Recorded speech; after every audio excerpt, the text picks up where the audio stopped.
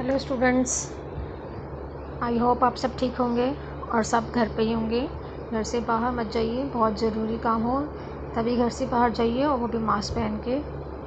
हाँ जी, तो आज हम बात करते हैं अपने objectives of accounting. Last class में हम ऑब्जेक्टिव्स ऑफ अकाउंटिंग कर रहे थे, बीच में वीडियो पॉज हो गई थी, तो अब ऑब्जेक्टिव स्टार्टिंग से करते हैं। ऑब्जेक्टिव्स ऑफ अकाउंटिंग में हमारा जो फर्स्ट ऑब्जेक्टिव है, ऑब्जेक्टिव का मतलब क्या होता है कि ऑब्जेक्टिव को हम हिंदी में कहते हैं उद्देश्य। अकाउंटिंग का उद्देश्य क्या है, यानी कि अकाउंटिंग हम क्यों कर रहे हैं, लेखा जोखा रख रहे हैं, बुक्स मेंटेन कर रहे हैं, रिकॉर्डिंग कर रहे हैं, क्यों कर रहे हैं। तो पहला ऑब्जेक्टिव है हमारा मेंटेनिंग अकाउंटिंग रिकॉर्ड्स मेंटेन करने के लिए, क्योंकि हम ज़्यादा समय तक याद नहीं रख पाएंगे कि हमने किसे क्या दिया क्या लिया। सेकेंड हमारा ऑब्जेक्टिव है प्रॉफिट एंड लॉस पता लगाना। मैं शॉर्टकट में आपको फटाफट से पॉइंट्स बता रही हूँ सारे, क्योंकि अगर हम वर्ड टू वर्ड एक्सप्लेन करेंगे तो वीडियो बहुत लंबी हो जाएगी और स्टूडेंट्स का डाटा भी नहीं होता इतना उनके पास कि बड़ी बड़ी वीडियोज़ को डाउनलोड करें। सो हम शॉर्टकट में इस चैप्टर को कंप्लीट कर लेते हैं। तो सेकेंड ऑब्जेक्टिव है हमारा डिटरमाइनिंग प्रॉफिट एंड लॉस। तीसरा है हमारा फाइनेंशियल पोजीशन पता लगाना कि हमारी फाइनेंशियल पोजीशन क्या है बिज़नेस की। फिर फोर्थ हमारा ऑब्जेक्टिव है फैसिलिटेटिंग मैनेजमेंट को हेल्प करना। अगर हमारे पास रिकॉर्ड होगा, हमारे पास प्रॉफिट एंड लॉस हमें मालूम होगा लास्ट ईयर में कितना आया था या पिछले 4 सालों में कितना प्रॉफिट लॉस है, हमारी फाइनेंशियल पोजीशन क्या है, ये सब रिकॉर्ड हमारे पास होंगे तो मैनेजमेंट में हेल्प होगी, फ्यूचर के लिए प्लान करने में हेल्प होगी। नेक्स्ट हमारा ऑब्जेक्टिव है providing accounting information to users. जो भी इंफॉर्मेशन यूज़र्स मतलब जो हमारे बिज़नेस में इंटरेस्ट रखते हैं, जिन्हें हमारे बिज़नेस से कुछ लेना देना है, उन यूज़र्स को अगर जो भी इंफॉर्मेशन चाहिए तो वो इंफॉर्मेशन हम प्रोवाइड कर सकते हैं। अगर हमारे पास खुद ही रिकॉर्ड में हमने मेंटेन नहीं किया तो उन्हें क्या हम इंफॉर्मेशन प्रोवाइड करेंगे। सो इसलिए हम अकाउंटिंग करते हैं। नेक्स्ट है प्रोटेक्टिंग बिजनेस एसेट्स को प्रोटेक्ट करना। बिजनेस एसेट्स कैसे प्रोटेक्ट होंगे रिकॉर्डिंग रखने से। हमारे पास हिसाब किताब नहीं होगा तो हम फ्यूचर उसको कैसे मिला पाएंगे, उसको कैसे कंपेयर कर पाएंगे कि हमारे पास जैसे स्टार्टिंग में बिज़नेस हमने स्टार्ट किया था तब हमारे पास कितनी एसेट्स थी, फिर ड्यूरिंग द पीरियड हमने जो जो एसेट्स खरीदी उनका रिकॉर्ड, अभी उनकी क्या वैल्यू है, जब हमने ली थी तब उनकी क्या वैल्यू थी, डेप्रिसिएशन लगा उस पर, अब उसकी बुक वैल्यू क्या है आफ्टर द डेप्रिसिएशन। तो इस तरह से हम अपने एसेट्स का रिकॉर्ड रख के उनको प्रोटेक्ट कर सकते हैं। तो ये तो हमारे objectives of accounting. Next topic है हमारा फंक्शंस ऑफ अकाउंटिंग। फंक्शंस का मतलब है कि अकाउंटिंग क्या काम करता है, अकाउंटिंग की ज़रूरत क्या है, अकाउंटिंग की इम्पोर्टेंस क्या है, अकाउंटिंग की नीड। तो ये सब एक सेम ही है टॉपिक।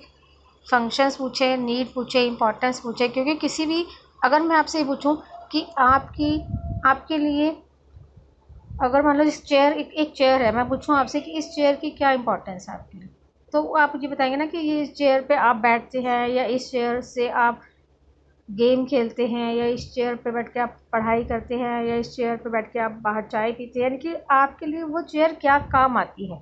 किसी भी चीज़ की इम्पोर्टेंस उसके काम से पता चलती है। तो अब अकाउंटिंग के फंक्शंस क्या हैं। पहला है मेंटेनिंग सिस्टमेटिक रिकॉर्ड्स, ये हमने पहले भी पढ़ा। फिर प्रिपरेशन ऑफ फाइनेंशियल स्टेटमेंट्स, हम फाइनेंशियल स्टेटमेंट्स बनाते हैं इसमें। नेक्स्ट हमारा है function meeting legal requirements. Legal requirements मतलब अगर फ्यूचर में कभी कोई कोर्ट केस या कोई किसी के साथ डिस्प्यूट हो जाता है तो वहाँ पे आपको प्रूफ के तौर पे लीगल डॉक्यूमेंट्स चाहिए होंगे, वो आप प्रोवाइड कर सकते हो कोर्ट में अगर आपके पास रिकॉर्ड मेंटेन है तो।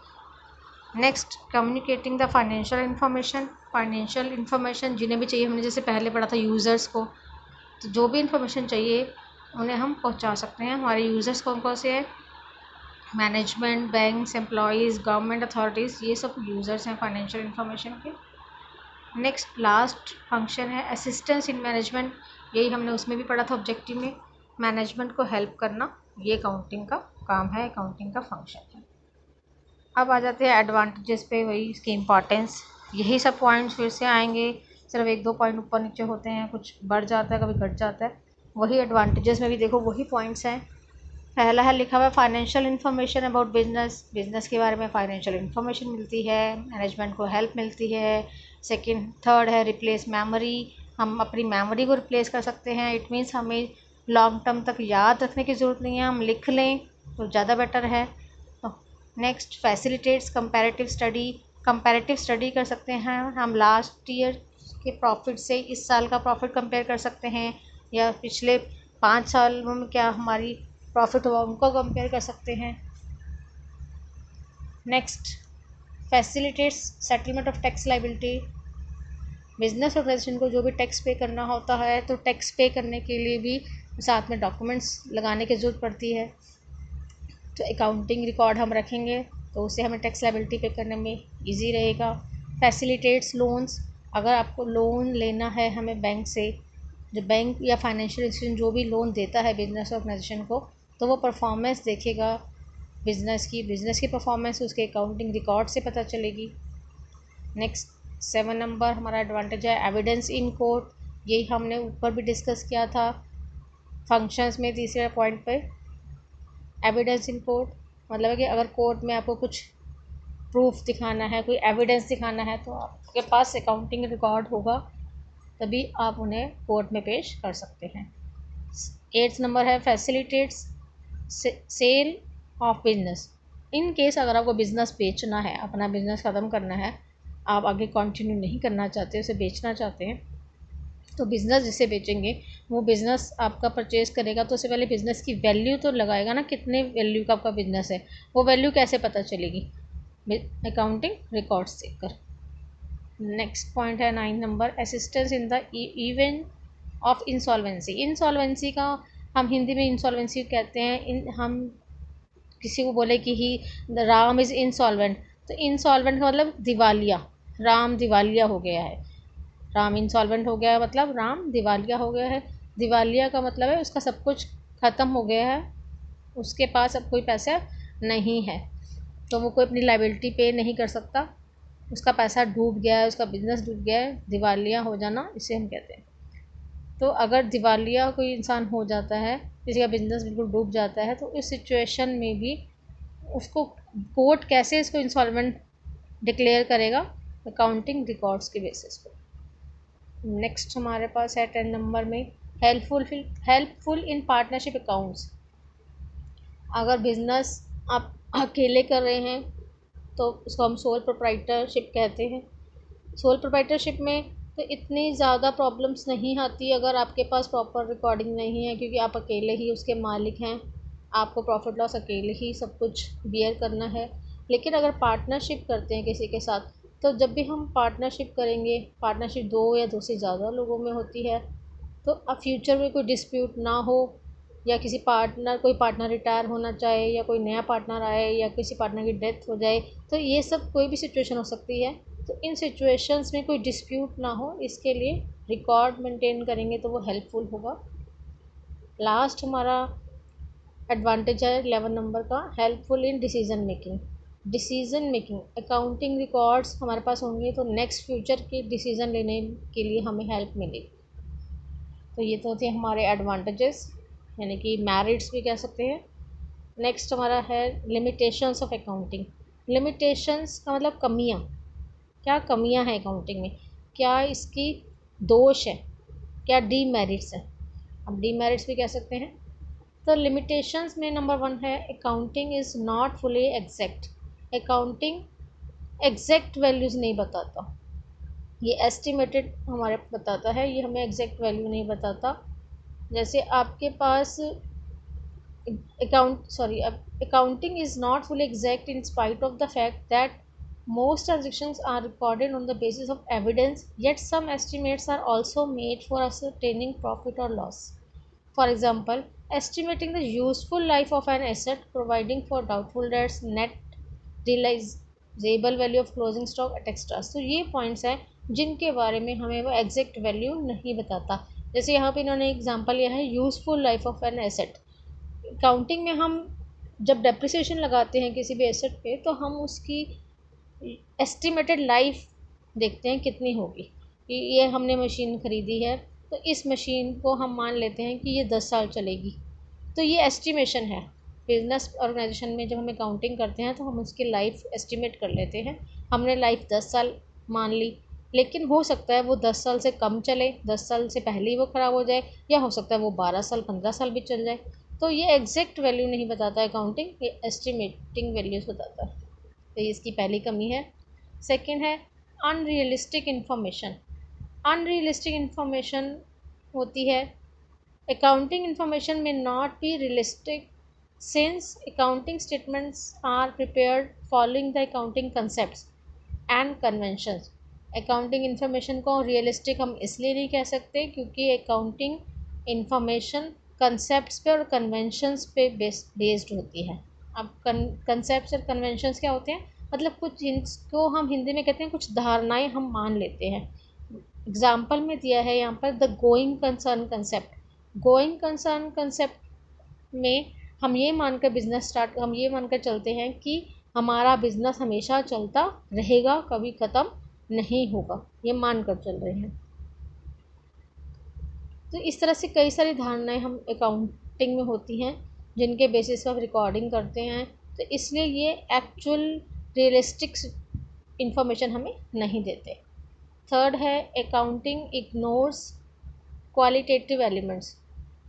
ये बहुत इम्पॉर्टेंट इसकी लिमिटेशन है कि अकाउंटिंग जो है क्वालिटी को इग्नोर करता है, यानी कि यहाँ पे हम सिर्फ क्वांटिटी को रिकॉर्ड करते हैं ना। अभी जैसे हमने स्टार्टिंग में जब डेफिनेशन पढ़ी थी अकाउंटिंग की, तो अकाउंटिंग जो है फाइनेंशियल ट्रांजैक्शन, यानी कि जिसको हम मॉनेटरी टर्म में मेजर कर सकते हैं, जिसको क्वांटिटी में माप सकते हैं, हम उन्हीं को सिर्फ लिखते हैं, उन्हीं को रिकॉर्ड करते हैं, क्वालिटेटिव को हम नहीं करते। जैसे बिज़नेस में एग्जांपल के तौर पर मैं आपको बताती हूँ, हम बिज़नेस में ये लिखते हैं कि हमारे पास एसेट्स कितनी हैं। हमारे पास 4 लाख की मशीनरी है, हमारे पास 10 लाख की बिल्डिंग है, हमारे पास 2 लाख का हमारे पास गाड़ी है। ये सब चीज़ें हमने बिज़नेस में एसेट्स पे रिकॉर्ड कर ली। लेकिन जो हमारे पास एम्प्लॉइज़ हैं, एम्प्लॉइज़ की ईमानदारी, उसका कोई मेजरमेंट नहीं है। जो अगर हमारे पास 25 एम्प्लॉइज़ ईमानदार एम्प्लॉइज़ हैं तो वो भी तो बिज़नेस के लिए एसेट्स हैं, लेकिन उस क्वालिटी को हम रिकॉर्ड नहीं करते हैं। अब नेक्स्ट हमारी है limitation accounting ignores the effect of price level change. Price में जो चेंजेस आते हैं अकाउंटिंग उसको इग्नोर करता है। कैसे? जैसे हमने मशीन खरीदी 10 लाख की, तो 10 लाख की मशीन हमने रिकॉर्ड कर लिया बुक में। नेक्स्ट टाइम उसकी वैल्यू हम उसको डेप्रिशिएट करके दिखाते रहते हैं कि नेक्स्ट ईयर उसकी वैल्यू 10 लाख से 9.5 लाख रह गई, 9.5 से फिर नेक्स्ट टाइम 9 लाख रह गई, उसके बाद उसकी 8 रह गई, 7 रह गई, 6 रह गई। इस तरह से वैल्यू डेप्रिशिएट करती है। चलो मशीनरी में तो ये फिर भी ठीक है, जनरल लगता है। लेकिन अगर हमने कोई बिल्डिंग खरीदी हुई है, उस बिल्डिंग की वैल्यू, हमने बिल्डिंग खरीदी थी तो 18 लाख की थी, हमने उसकी वैल्यू दिखा दी कि अब 15 लाख रह गई है, अब 14 लाख रह गई है। तो ऐसा रियल लाइफ में ऐसा नहीं होता ना। रियल लाइफ में क्या होता है, बिजनेस में जो हमारी जो प्रॉपर्टी है, प्रॉपर्टी की वैल्यू बढ़ती भी है, ज़रूरी नहीं ना हमेशा घटेगी ही, तो बढ़ती भी है। हो सकता है जो आपने बिल्डिंग 10 लाख की खरीदी थी वो आज 50 लाख की हो गई हो। लेकिन अकाउंटिंग क्या है, बुक वैल्यू पे जो आपने पहले बुक वैल्यू उसको लिखी है उसी बेस पर ही चलता रहता है। नेक्स्ट हमारा लास्ट लिमिटेशन है अकाउंटिंग में lead to window dressing. Accounting window dressing को भी बढ़ावा दे सकता है। विंडो ड्रेसिंग क्या होता है, मतलब देखने में कुछ और दिख रहा है। आप खिड़की से देख रहे हैं यानी कि आपको कुछ और दिख रहा है, एक्चुअल में पोजीशन कुछ और है, यानी कि जो बुक जो अकाउंट्स में दिखाया जा रहा है वो एक्चुअल रियल पिक्चर ना हो, ऐसा हो सकता है।